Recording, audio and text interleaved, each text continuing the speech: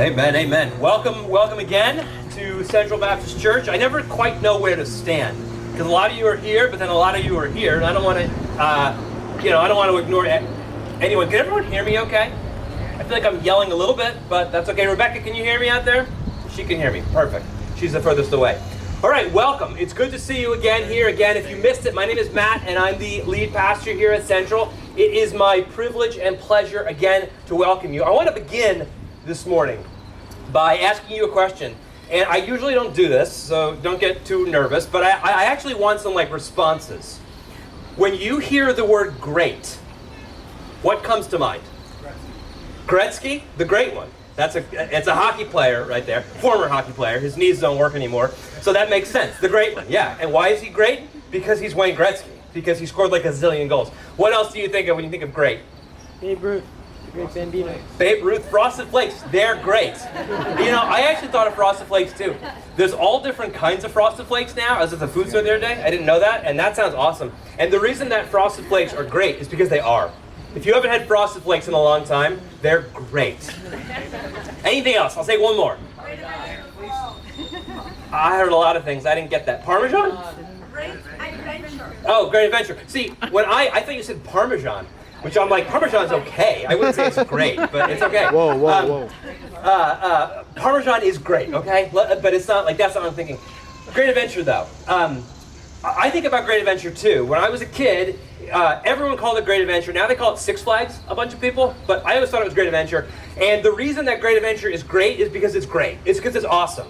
It's because it's got all these huge roller coasters and all these awesome water rides and all these fun things. And it is truly a great adventure, right? And when I was a kid, there was a ride there called the Great American Scream Machine. And it was everything you think it is. I mean, it was awesome, and it was red, white, and blue, and it was star-spangled, and it was iron and steel, and it was, at the time, it was the most awesome ride in the world, the Great American Scream Machine. I thought of some others. There's a famous lodge up in, Pennsylvania called the Great Wolf Lodge, right?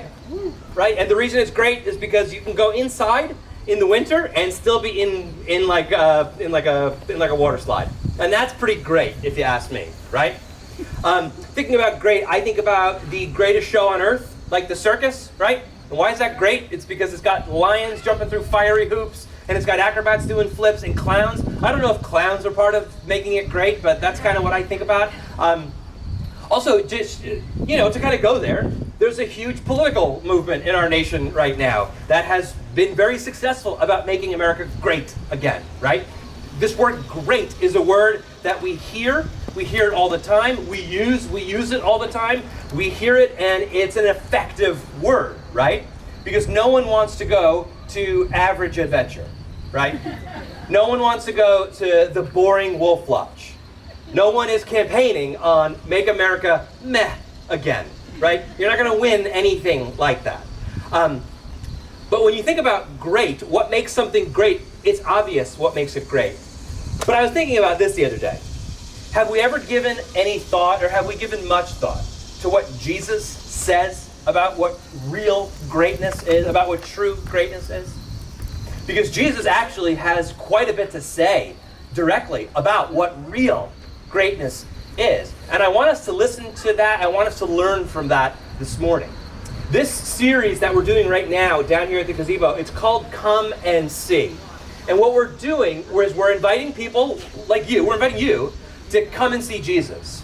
Because we know, I know as a pastor, that we as the church haven't always done the best job representing who Jesus actually is.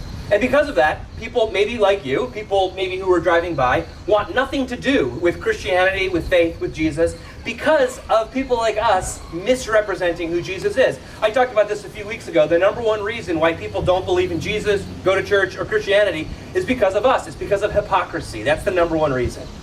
And that makes all the sense in the world. And what we're doing in this series is basically saying to you, don't throw the Jesus baby out with the bathwater, all right? Come and see Jesus for yourself. What we found is that when we get Jesus wrong, we get everything wrong. And when we miss Jesus, we miss everything. And when we miss everything and get Jesus wrong, then you miss everything. And you miss Jesus because Jesus offers and is everything for you.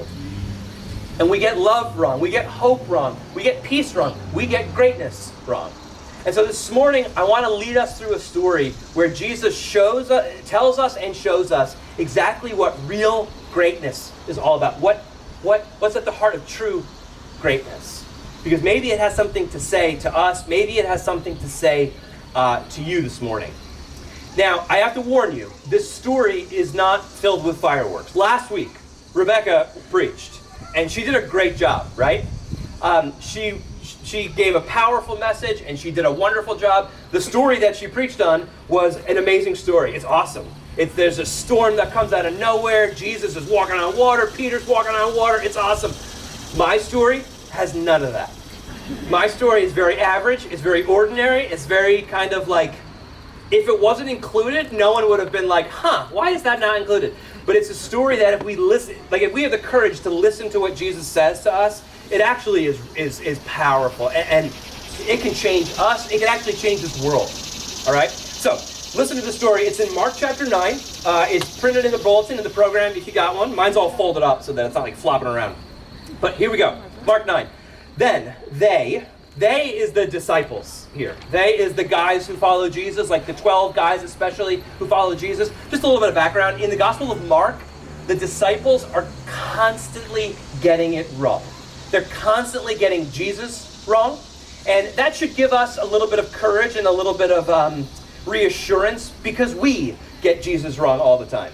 And Jesus, in the Gospel of Mark especially, is constantly having to teach his disciples who he really is, what he's really about. And that's good news, because when we get Jesus wrong, we can read the Gospel of Mark and find what Jesus is really about, what God is really about. So that's the they here.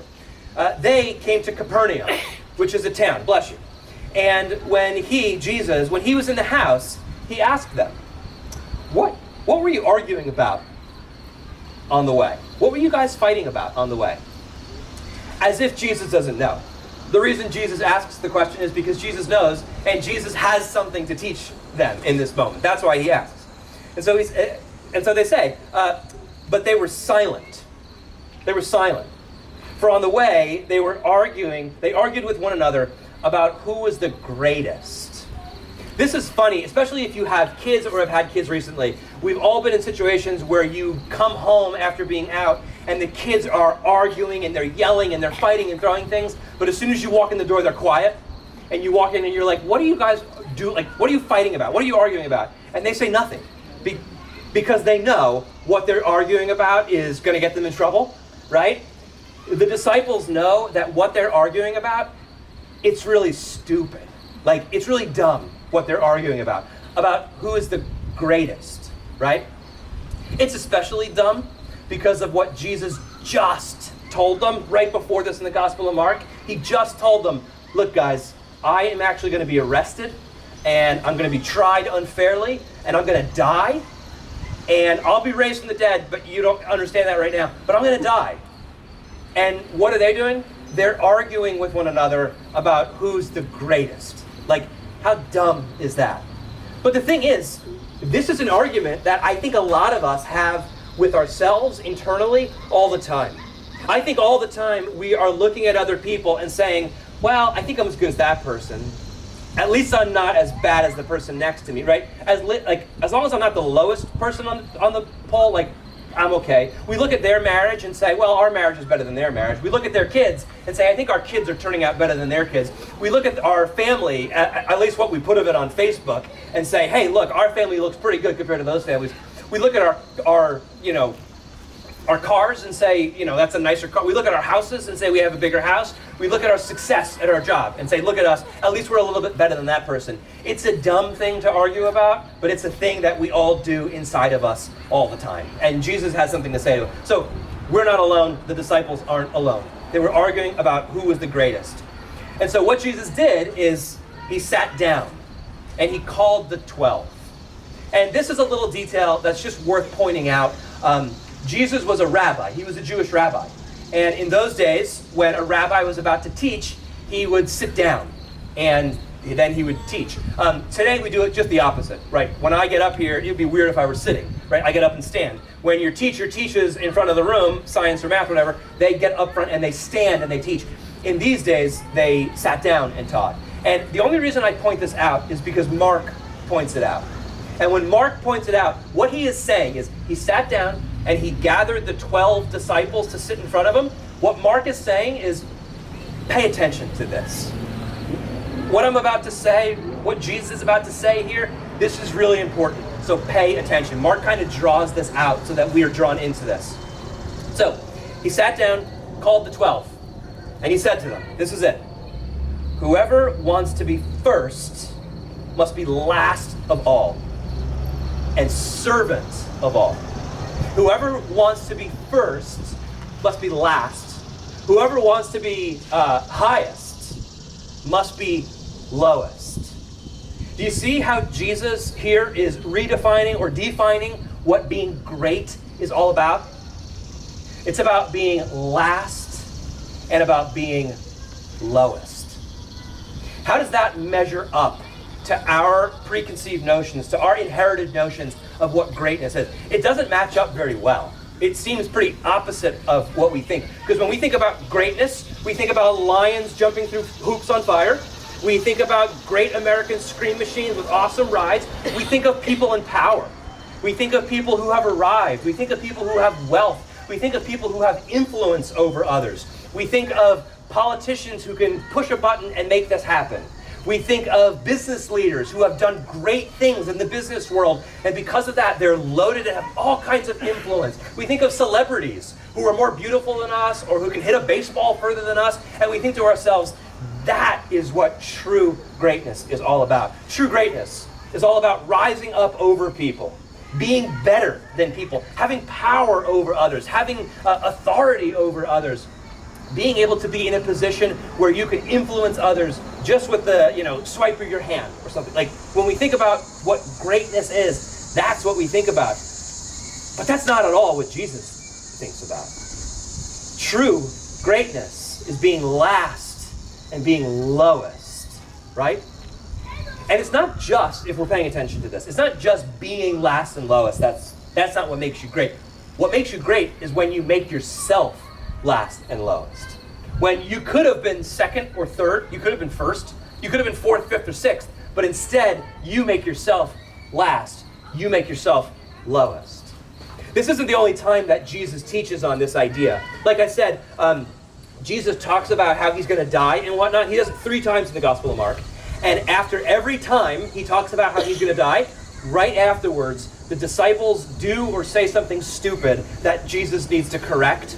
The first is like when Peter says, you shouldn't go to the cross, you should become king like how we want you to. And Jesus is like, get behind me, Satan. Remember that? This is the second time. The third time is when these 2 disciples named James and John, hear Jesus, yeah, you're going to die. And then they go to Jesus and they say, hey, when you come into your kingdom, can the 2 of us sit on your right hand and your left hand? And Jesus, can the 2 of us be second and third? Can we be better than everyone else? And Jesus puts his heads in his hands, and then he hears the other disciples grumbling because they too want to be higher up. They too want to be second and third. Mark doesn't tell us this, but I imagine Jesus just turns around and screams something because he's so frustrated with these guys. What he actually does is he gathers them again, and he says to them, look, guys, the rulers of the nations out there, the kings, the emperors, people like this, that's how they do power. The great ones, he said, the great ones are tyrants over them. He says, not so among us. Not so among you.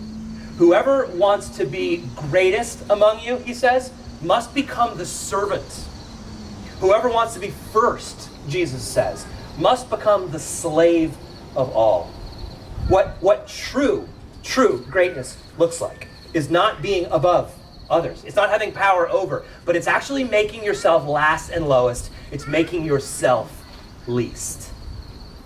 Now, they might have been thinking to themselves, okay, I don't get it. You might be thinking to yourself, I don't get it. You might be thinking to yourself, this sounds nice theoretically, but what does this look like in real life? And guess what? Jesus was a really good teacher. And he gives an object lesson. I learned what an object lesson was this week. I Googled it. This is an object lesson. proud of that. Then he took a little child, just keep that, a little child, and he put it among them. So this is the scene, right? They're in the house, Jesus is sitting, there's 12 disciples who are seated around him on the floor probably, and then on the outskirts, like in the room, there's like families and there's people. It's a house, right? It's filled with people.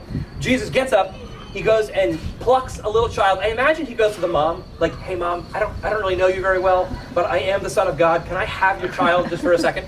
Takes the child, and then he plops the little child down in the center of the circle of people, right? He puts it in the center of them.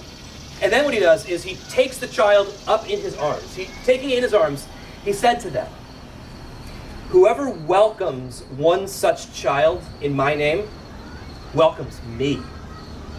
And whoever welcomes me doesn't just welcome me, but they welcome the one who sent me. They welcome God. When you welcome one such child, you're welcoming God himself.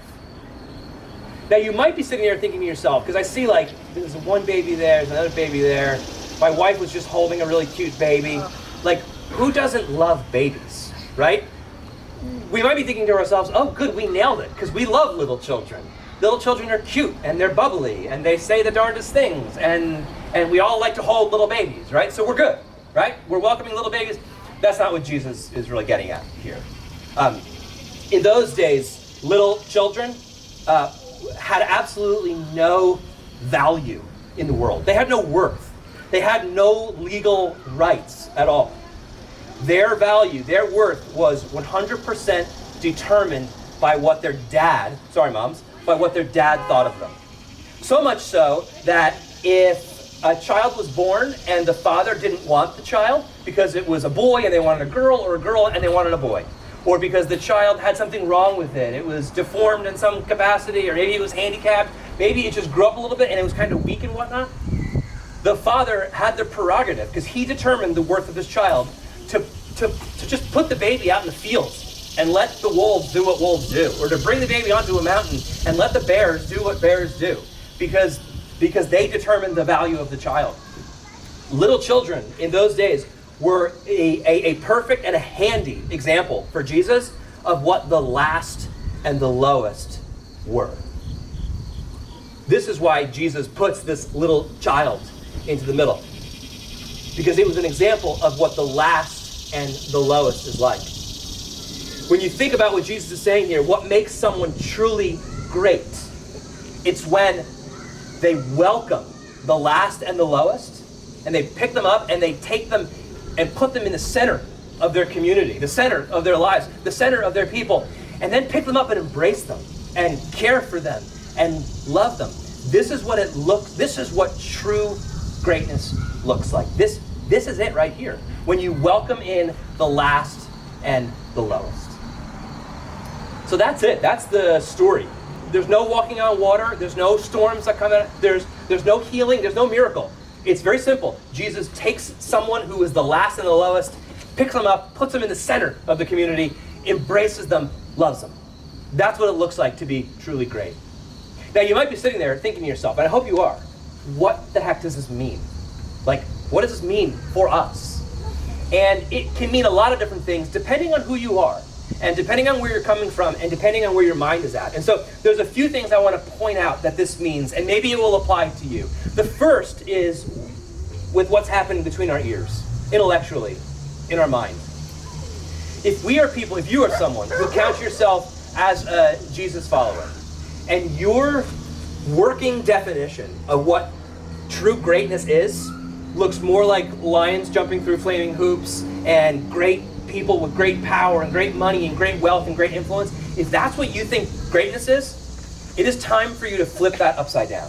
It is time for you to change your mind about that. The word that Jesus would use is repent, is turn around, because you are going the wrong way when it's thinking about greatness. And there's a good chance if you're going the wrong way thinking about greatness, you are misrepresenting what Jesus actually is all about.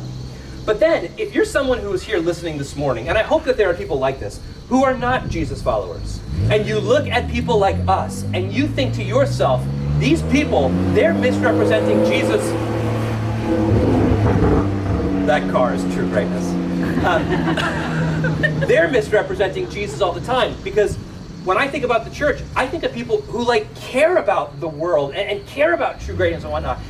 If that's you, listen, you have gotten a bad representation of who Jesus is. You have gotten a bad witness of who Jesus is. And on behalf of the last 2,000 years of church history, I don't know if I'm authorized to do this or not, but on behalf of the last 2,000 years of church history, like, I apologize. Because we have given, in many ways, a bad witness of who Jesus is. And I want you to come and see Jesus for yourself and give him another chance. Don't throw out the Jesus baby with the bathwater, okay? Because what Jesus is very different than our representation of him often. And so that's kind of the first thing I think about, is what's happening between the ears. But the second thing, and there is someone here who needs to hear this morning. Because when you're hearing me speak about the last and the lowest, and about the least, and about how much worth and value you have, you're thinking to yourself, I feel like that little child. I feel like that worthless child. I feel like in my world, I am the last, I am the lowest, I am the least, because maybe your father determined that your worth wasn't that high. Or your mom said that you're not very valuable. Or your kids have disowned you, and that makes you feel empty inside. Or your spouse turned to another, right? And made you feel worthless, made you feel valueless because of it. Maybe your job, your whole world just has turned away from you and has left you feeling alone, empty, lowest, last, and least. Listen, there is someone here who needs to hear this with all the clarity I have left in me.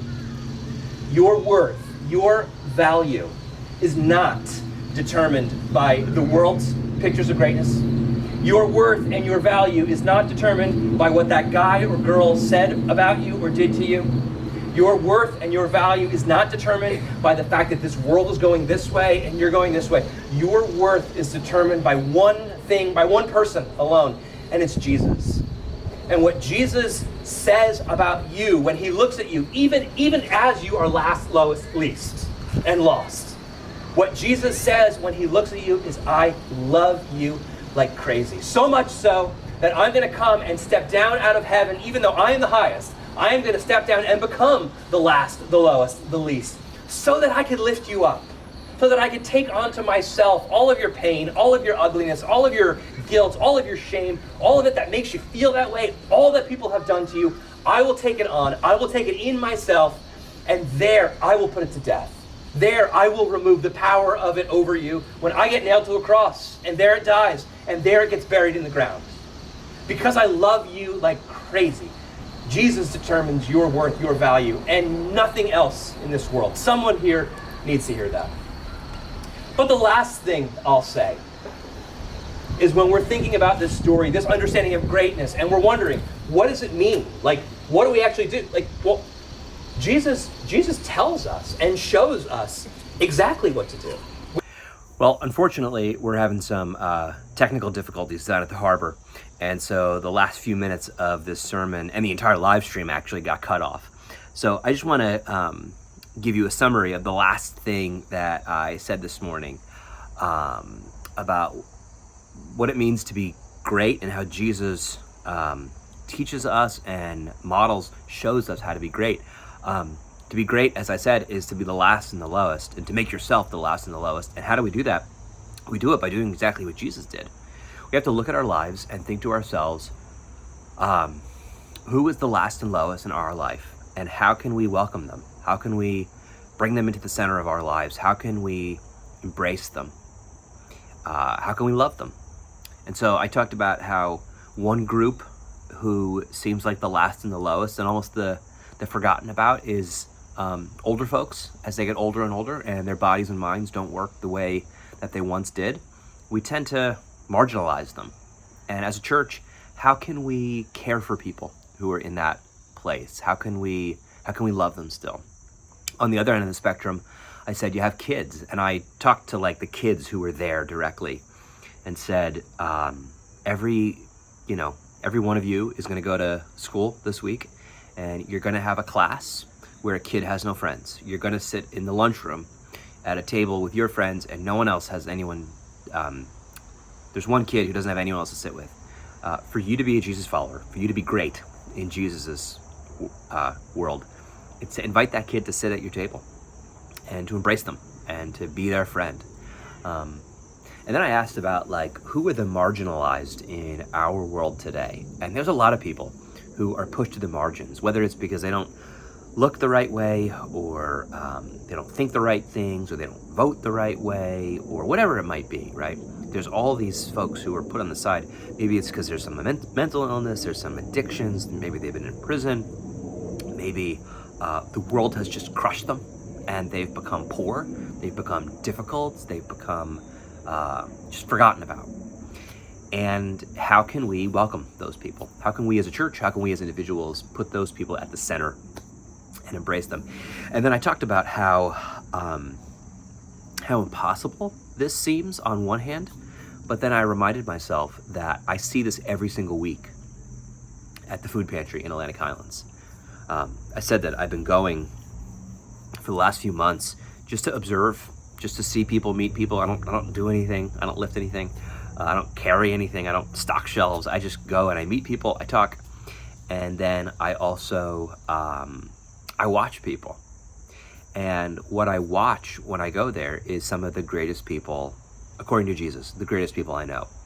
There's the woman who cooks all the food and sets it up and serves it and takes care of people and rubs their back, as she talks to them. According to Jesus, that's the greatest woman I know.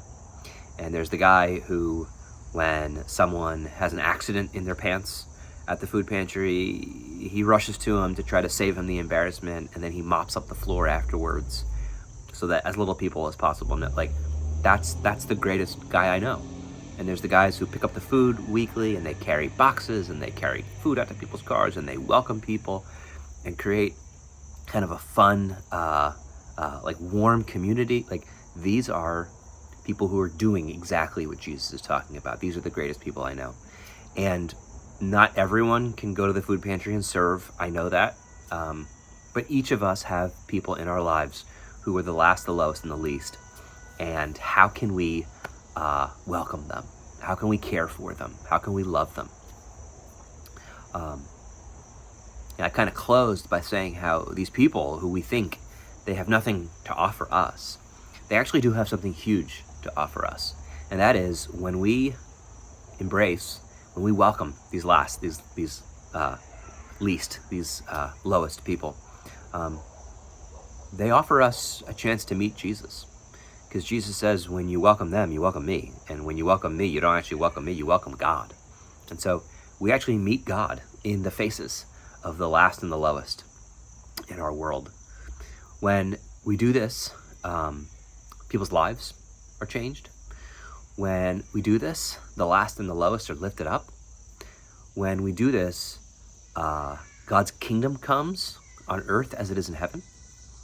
When we do this, the world out there gets to see a faithful representation of who Jesus really is. The world gets to see a faithful picture of what true greatness actually is.